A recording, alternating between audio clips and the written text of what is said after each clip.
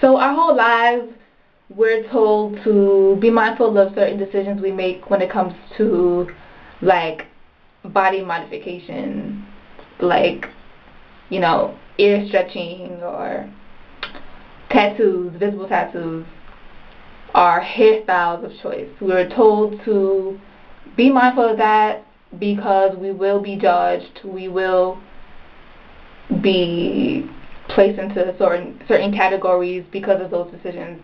We will face prejudice. Obviously, people who are telling us that growing up, they care about us. They're looking after our best interest. Our best interest, The reason why I put air quotes is because I'm really big on self-expression, and I don't think that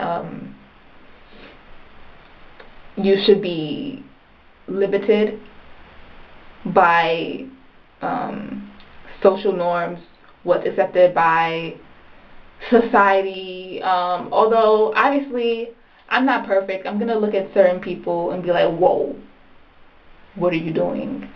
But at the end of the day, I know that my opinion does not matter. Like, you do you, boo.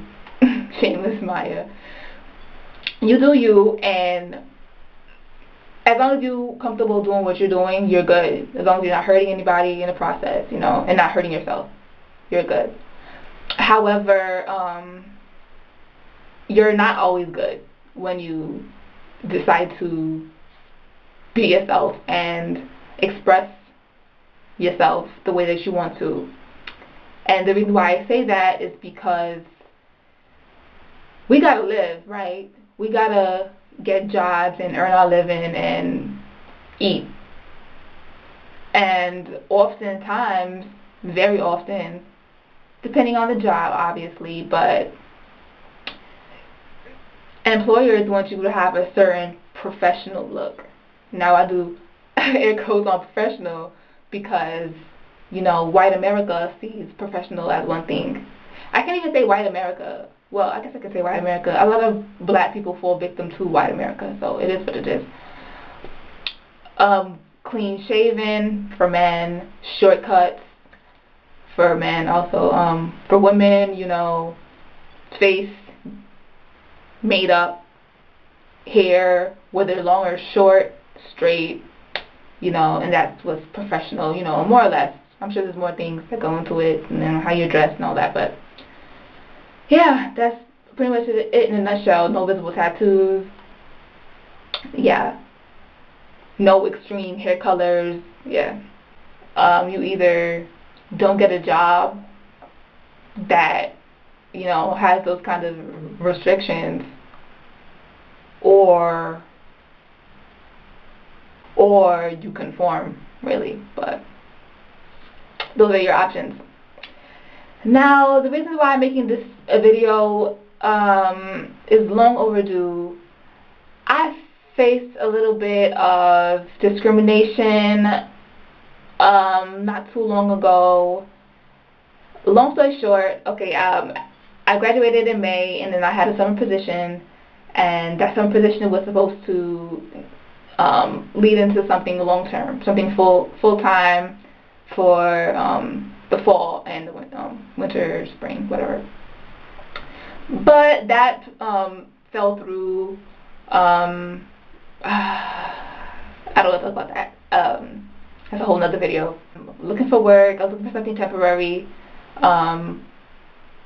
And one thing that I came across was like phone. What was it called? Phone canvassing or phone something. Basically, you're calling people up, telling them about a candidate, telling them to vote for this candidate. Now, the reason why I looked into that sort of job is because I have a ton of experience with political campaigns. I've volunteered and I've been paid to work for a few different politicians, maybe like 5 politicians in like the past 3 years.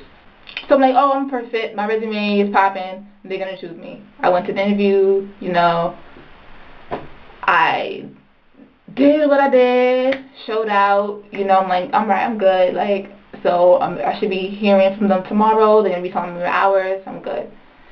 no phone call. So I called them. I'm like, oh, yo, what happened? Basically, I'm like, yo, what happened? He's like, oh, you didn't receive a phone call? I'm surprised. You were on point. Your presentation was on point. I don't know why you didn't get chosen. So he looked into that, found out. He looked into my papers, found out that comments on my resume said, oh, her hair, and a big like red X. Like they didn't want to hire me because of my hair, which is interesting because the job is a phone job. I'm calling people up, telling them to vote for somebody. Why does my hair play a part in my being hired? I don't know. Point blank period. It was bluntly expressed to me that I was not chosen because of my locks, and I was like, what? I never thought that would happen to me. I'm a lady. My locks are maintained. I would never go to an interview with my locks looking busted. And I wore my hair in a bun. I was looking sharp. I was good. Like I had my glasses on, looking all studious, and they didn't choose me. I was so upset. Like I called up the goons. I'm kidding. No, I called up my mother. I called up my sister. I called up my honey. I called up my best friend. Like I was so tight. Angry. I was livid. I had plans to do this and that and this and that and this and that, and I decided not to do it. I don't know if that was the best decision yet. Time will tell, but I could be dramatic. I could be overreacting, but maybe I'm not. You tell me. It happened to me. It can happen to you. And I feel like I want to make sure that I'm in a field where that certain things like that, like my hairstyle, my tattoos, my gauges. I have little gauges. Most people don't even know I have gauges because they're so small. I was at a size 4, and the way my earrings look, they look like not even that large. But anyway, my gauges, anything else that I feel like helps me express who I am physically. I don't want my job to interfere with my self-expression. I don't want my job to interfere with me being comfortable with who I am, with how I look, and I understand that we all don't have the luxury of making such decisions. Like I just graduated college, so the world is my oyster, or whatever that means. I'm at that stage where I can go anywhere I want to. I think I've been long-winded enough. Let me know if you have any relatable experiences. Have you felt like you were discriminated? Do you have evidence, proof that you were discriminated against because of your locks in particular, or anything else? Piercing, tattoos, skin color, anything. Your gender, your sexual orientation. That's America, that's life, that's the world today. Thanks for watching.